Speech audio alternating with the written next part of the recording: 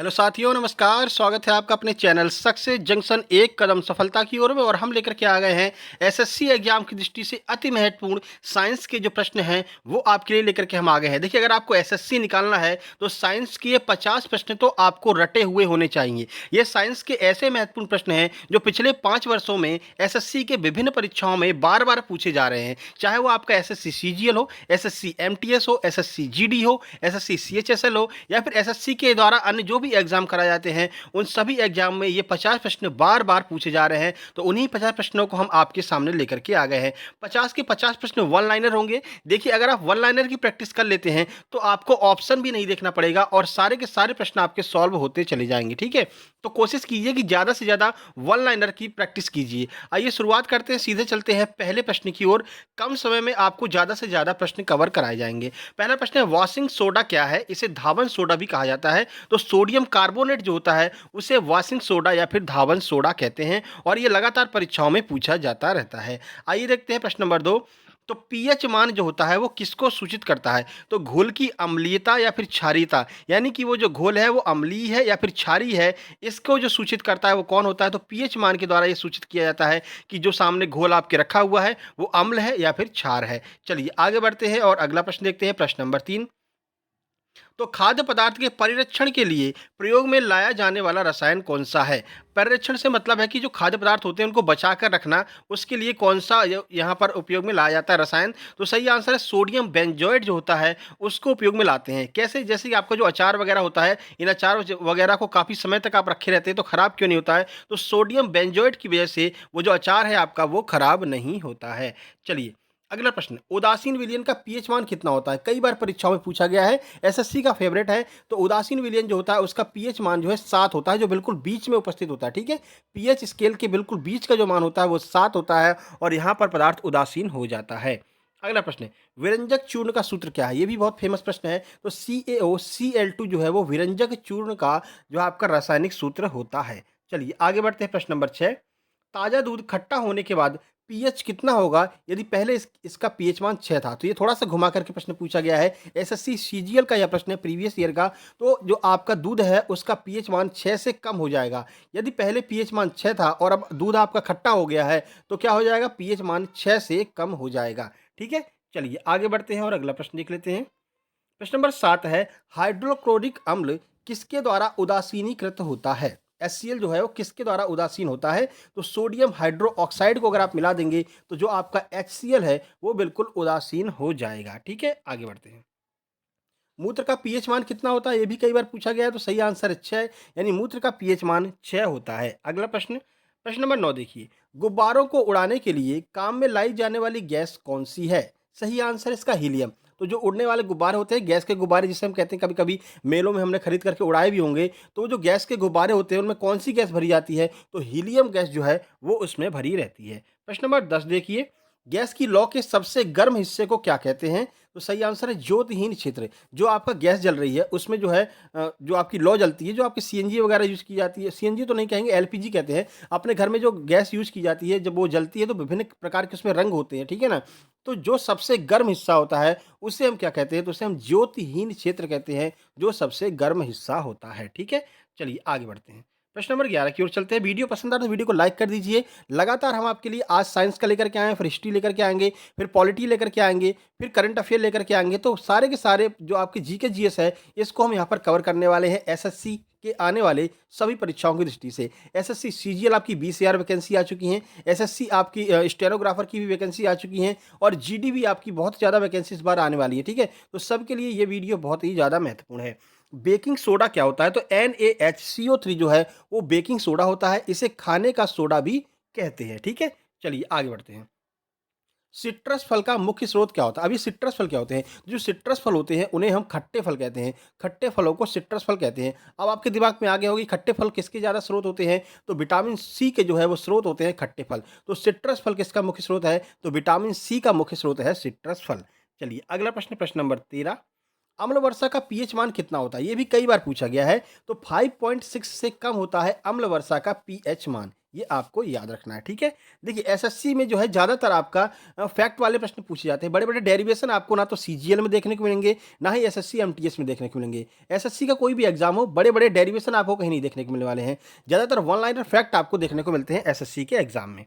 चलिए, प्रश्न नंबर 14 देख लेते हैं। प्रश्न नंबर 14 है, मधुमक्खी का डंक अत्यंत पीड़ादायक होता है। इस डंक में कौन-सा रसायन होता है? कई बार पूछा गया है कि मधुमक्खी अगर आपको काट लेती है तो बहुत ज़्यादा पीड़ा होती है, तो बताइए उस मधुमक्खी में कौन-सा ऐसा रसायन होता है जिसकी वजह से आपको पीड़ा होती है? तो सही आंसर है मेथेनोइक अम्ल जो है वो मधुमक्खी के डंक में पाया जाता है, ठीक है?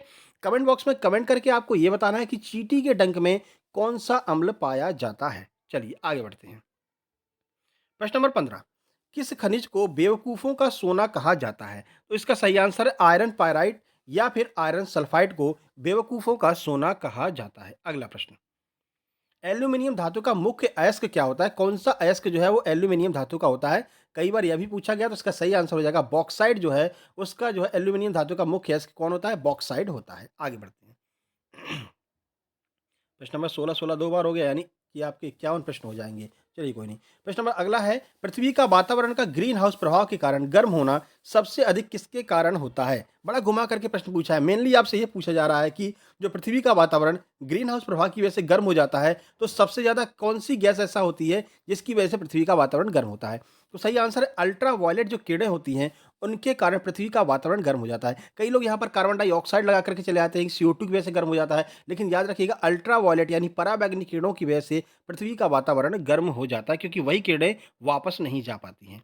ठीक है? चलिए आगे बढ़ते हैं और अगला प्रश्न देखते हैं। प्रश्न नंबर 17, एक यंत्र जो एसी धारा को डीसी में परिवर्तित कर देता है, क्या कहलाता है? तो सही आंसर है रेक्टिफायर कहलाता है, जो एसी धारा को डीसी धारा में परिवर्तित कर देता है। अगला प्रश्न, जब दो समांतर दर्पण के बीच कोई वस्तु रखी जाती है, तो उसके कितने प्रतिबिंब बनते हैं? यानी दो समांतर दर्पणों के बीच में कोई वस्तु रख दें, तो कितने प्रतिबिंब बनेंगे? तो प्रश्न का सही आंसर है अनंत या फिर असंख्य, यानी कि आप गिन नहीं सकते, इतने ज़्यादा प्रतिबिंब बनने वाले हैं अगर समांतर दर्पणों के बीच में कोई वस्तु रख दी जाती है। ठीक है? प्रश्न नंबर 19, दही का जमना किस प्रकार की अभिक्रिया है? तो रासायनिक अभिक्रिया है दही का जमना। अब रासायनिक अभिक्रिया क्या होती है? रासायनिक अभिक्रिया ऐसी अभिक्रिया होती है जिससे अगर कोई चीज़ बन जाती है तो उसको दोबारा पुनः उसी उसमें प्राप्त नहीं कर सकते उसी रूप में। जैसे कि दूध से आपने दही बना लिया, तो अब आप वापस से आप दही से दूध नहीं बना सकते हैं। तो ऐसी क्रिया को हम क्या कहते हैं? रासायनिक अभिक्रिया कहते हैं। और वे अभिक्रियाएँ जिनके द्वारा पुनः वही उत्पाद प्राप्त हो जाए, उसे हम क्या कहते हैं? भौतिक अभिक्रिया कहते हैं या भौतिक परिवर्तन कहते हैं। जैसे आपका मोमबत्ती का जलना, मोमबत्ती जल जाएगी तो फिर से आपको मोम प्राप्त हो जाएगी, उससे आप दोबारा मोमबत्ती बना सकते हैं, ठीक है? तो वो भौतिक परिवर्तन होता है और ये रासायनिक परिवर्तन होगा। उम्मीद करते हैं सारी चीज़ें आपको समझ में आ रही होंगी, तो वीडियो को लाइक कर दीजिएगा। चलिए अगला प्रश्न देखते हैं, प्रश्न नंबर 20, ऑप्टिकल फाइबर किसका बना हुआ होता है? संचार उपग्रह में इसका उपयोग करते हैं, संचार के माध्यम के रूप में इसका उपयोग करते हैं, तो काँच या फिर प्लास्टिक का बना होता है ऑप्टिकल फाइबर, ठीक है? और ये किस सिद्धांत पर कार्य करता है? ये भी कई बार पूछा गया है, तो पूर्ण आंतरिक परावर्तन के सिद्धांत पर ये जो है कार्य करता है, कौन-सा? Optical fibre. चलिए आगे बढ़ते हैं, अगला प्रश्न, वेल्डिंग करने में किन-किन गैसों के मिश्रण का प्रयोग किया जाता है? कौन-सी 2 गैसें मिलाई जाती हैं, जिससे जो है लोहे पर वेल्डिंग की जाती है? तो ऑक्सीजन के साथ में एसिटिलीन को मिलाते हैं, जिससे कि लोहे पर वेल्डिंग की जाती है, ठीक है? अगला प्रश्न, प्रश्न नंबर 22, गर्म करने पर सबसे अधिक प्रसारित कौन होगा? ठोस होगी, द्रव होगा या फिर गैस होगा? तो गैस जो है वो सबसे ज़्यादा प्रसारित होगा। क्यों? क्योंकि जो गैस के अणु होते हैं वो काफ़ी दूर-दूर होते हैं और गर्म करने पर वो और दूर होते चले जाएँगे। तो सबसे ज़्यादा प्रसारित होने की बात करें, सबसे ज़्यादा कौन फैलेगा? तो वो आपका जो है गैस होगी, वो जो सबसे ज़्यादा फैलेगी। सबसे कम कौन फैलेगा? तो वो आपके ठोस पदार्थ होंगे जो सबसे कम फैलेंगे, क्योंकि उनके अणु बहुत पास-पास होते हैं। जब लोहे को गर्म करके पीटा जाता है तो ऐसा तो है नहीं कि एक हथौड़ा मारा और पूरा एकदम चौड़ा हो गया, ऐसा नहीं होता है। बार-बार उसपे मारना पड़ता है, तब वो धीरे-धीरे चौड़ा होता है, फिर धीरे-धीरे वो जो है मतलब फैलता है, ठीक है ना? चलिए आगे बढ़ते हैं। अगला प्रश्न, प्रश्न नंबर 23 आपके सामने है। दूध को 70 डिग्री सेंटीग्रेड तक गर्म करने के बाद उसे अचानक से ठंडा कर दिया जाए, तो उस क्रिया को क्या कहते हैं? तो ऐसी क्रिया को पाश्चुरीकरण कहते हैं। इससे क्या होता है? तो जब दूध के पैकेट को कई दिनों तक आप रखे रहोगे, तो पाश्चुरीकृत अगर दूध है तो वो खराब नहीं होगा, ठीक है? अगर आप उसको ठंडे फ्रिज में वगैरह में रखे रहोगे तो खराब नहीं होगा, ठीक है? तो दूध को खराब होने से बचाने के लिए उसका पाश्चुरीकरण किया जाता है। अगला प्रश्न, प्रश्न नंबर 24, अनाज के बीजों को भूसे से पृथक करना क्या कहलाता है? तो इस क्रिया को फटकना कहते हैं। बड़ा सिंपल सा प्रश्न है, सबको पता होगा। प्रश्न नंबर 25, हम कुछ पदार्थों के माध्यम से आर-पार नहीं देख सकते हैं, ऐसे पदार्थ क्या कहलाते हैं? ऐसे पदार्थ जिनमें हम आर-पार नहीं देख सकते हैं, उनको क्या कहते हैं? उनको अपारदर्शी कहते हैं, ठीक है? और जैसे कि काँच वगैरह है, तो काँच के हम आर-पार देख सकते हैं, तो इसको क्या कहते हैं? इसको पारदर्शी कहते हैं। पानी भी एक पारदर्शी है, ठीक है?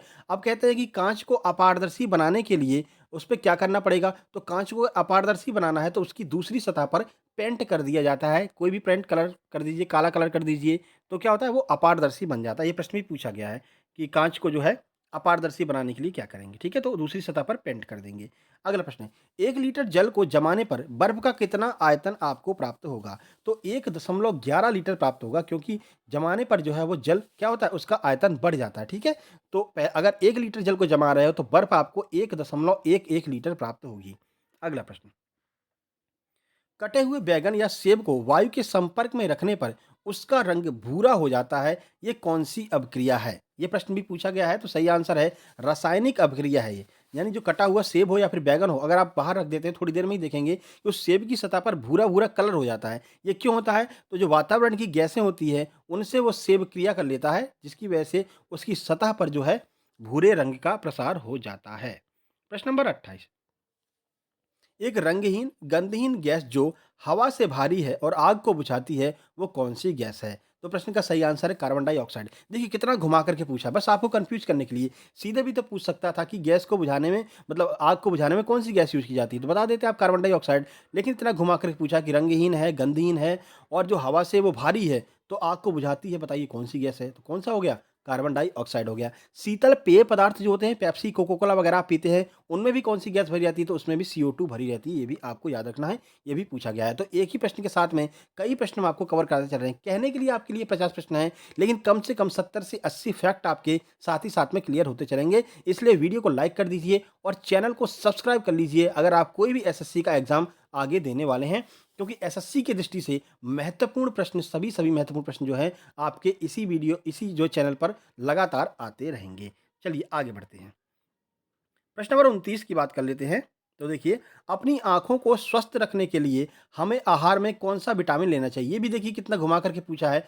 सही आंसर है विटामिन ए, अगर हम लेंगे तो हमारी आँखें जो हैं वो स्वस्थ रहेंगी। अब देखिए, एसएससी का यही फंडा है, प्रश्न तो सिंपल ही पूछेगा लेकिन थोड़ा-सा घुमा कर के पूछेगा। अब ये भी तो पूछ सकता था कि रतौंधी जो है वो कौन से विटामिन की वजह से होती है? कौन से विटामिन की कमी से होती है? तो आप बता दें विटामिन ए की कमी से रतौंधी होती है। लेकिन इतना घुमा कर के पूछा कि अपनी आँखों को स्वस्थ रखने के लिए हमें आहार में कौन-सा विटामिन चाहिए? तो हमें कौन-सा चाहिए? विटामिन ए चाहिए, ठीक है?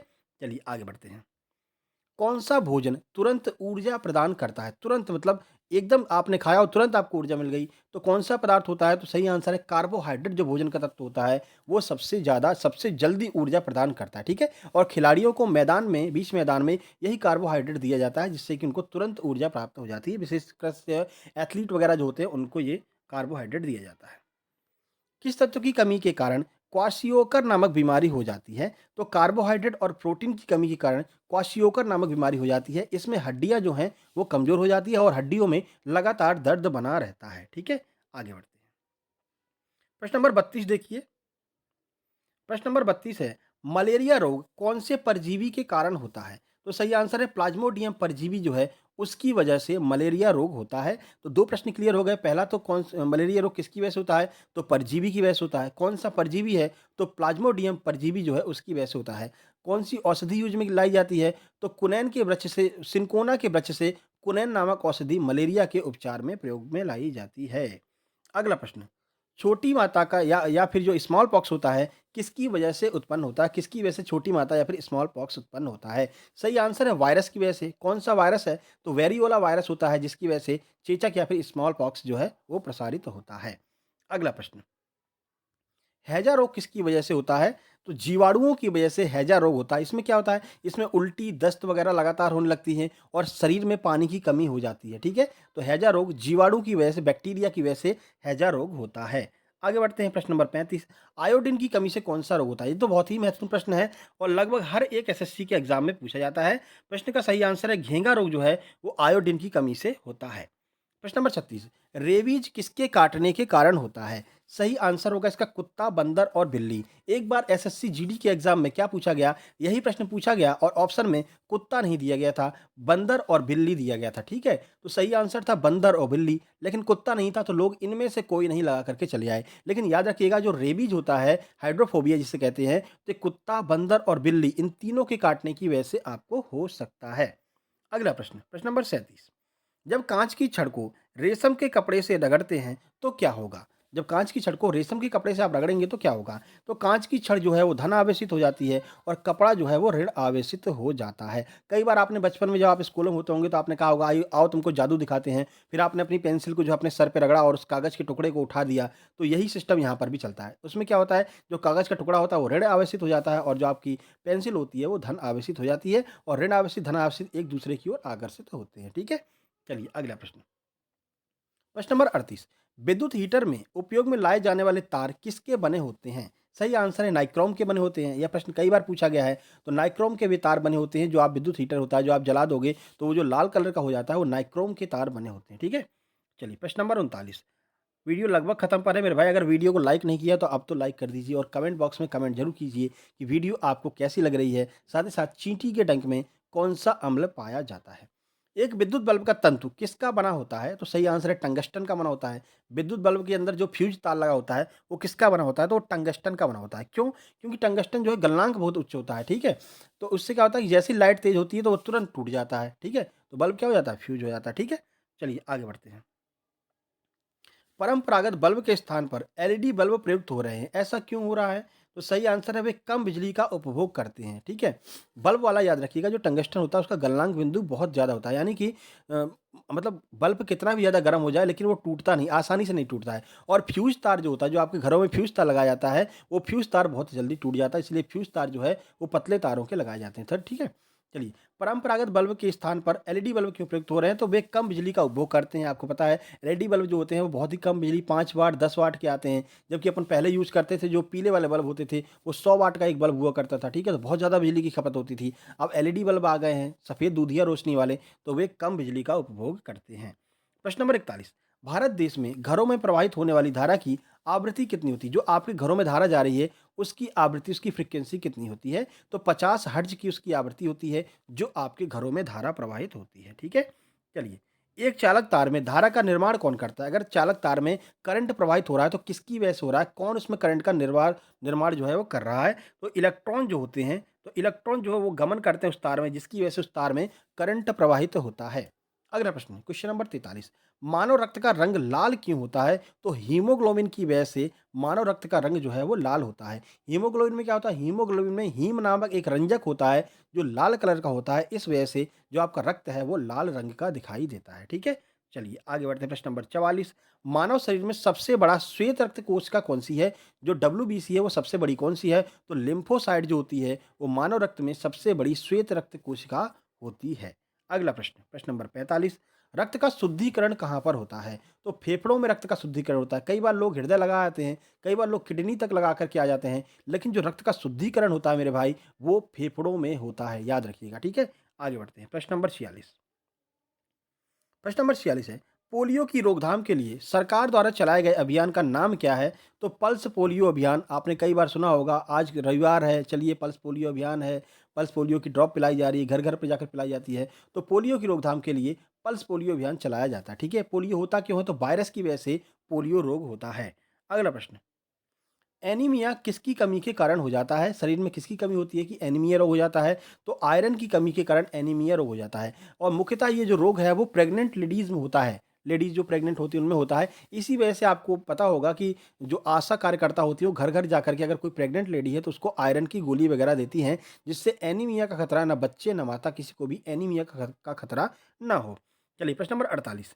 सर्वग्राही रक्त समूह कौन सा होता है? तो ए बी रक्त समूह जो है वो सर्वग्राही होता है। तो सर्वदाता कौन सा होता है? यूनिवर्सल डोनर कौन सा होता है? तो जो ओ ग्रुप होता है वो यूनिवर्सल डोनर होता है। ठीक है? ओ ग्रुप आप हर किसी को दे सकते हैं और ए बी आप हर किसी से ले सकते हैं। आगे बढ़ते हैं। आमाशय रस कौन सा होता है जो हमारे शरीर में बैक्टीरिया को नष्ट करता है। हमारे आमाशय में एक जो है अम्ल पाया जाता है। क्या सर आमाशय में एसिड? जी हाँ, आमाशय में आपके एक एसिड होता है जो शरीर के सभी बैक्टीरिया को खत्म करता है। कौन-सा एसिड होता है वो आपसे पूछ रहे हैं।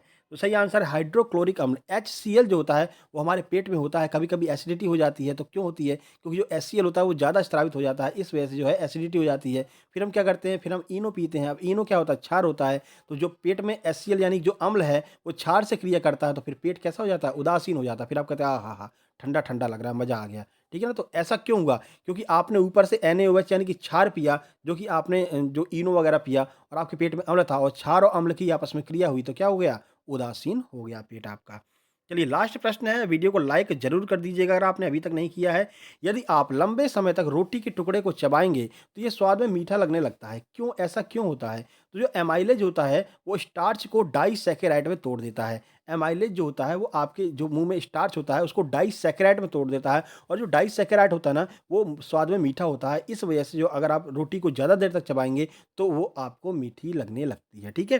तो ये कुछ टॉप म जो है प्रश्न थे, जो लगातार एसएससी के द्वारा पिछले 5 वर्षों में टीसीएस जो पैटर्न टीसीएस एग्ज़ाम करा रही है, टीसीएस के द्वारा लगातार पूछे गए थे, तो उन महत्वपूर्ण 50 प्रश्नों को हम आपके लिए लेकर के आए। वीडियो पसंद आए, वीडियो को लाइक कर दीजिए, शेयर कर दीजिए अपने दोस्तों के पास में और चैनल को सब्सक्राइब करके नोटिफ़िकेशन बेल ज़रूर दबा लीजिए, क्योंकि लगातार आपके लिए हर सब्जेक्ट के टॉप 50 प्रश्न आगे आने वाले हैं, ठीक है? बाकी जल्द ही मिलते हैं एक नई वीडियो में, तब तक के लिए नमस्कार, धन्यवाद।